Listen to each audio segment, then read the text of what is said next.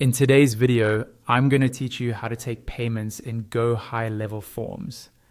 We're going to walk through this step by step so you can start collecting payments directly through your existing forms without any confusion. By the end, you'll know exactly where to go, what to click, and how to configure your payment element so it works smoothly for your customers. First, log into your GoHighLevel account and head over to your main dashboard, which is often called the Launchpad. This is the central place where you access all the tools inside your sub-account. Make sure you're in the correct location or sub-account where your forms actually live before you move on. From the Launchpad, look for the option labeled Sites.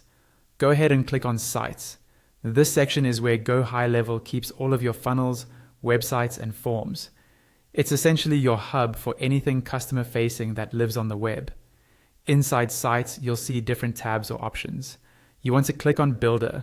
The Builder is where you can visually edit your funnels, websites, and forms. This is where we'll be adding the payment element in just a moment. Once you're in the Builder, navigate to your forms. You should see a list of the forms you've already created. Choose the form where you want to start taking payments and click on it to open the form editor. If you don't see anything yet, make sure you're in the Forms section within the Builder, not just looking at funnels or websites. With the form editor open, look over to the panel that shows your form elements. These are all the different fields you can drag onto your form. Scroll down until you find the section labeled Payment. Under that, you'll see an element called Collect Payment. Click and drag the Collect Payment element and drop it onto your form wherever it makes the most sense in your flow, usually near the end after collecting contact details. As soon as you drop that element, look to the right-hand side of the screen.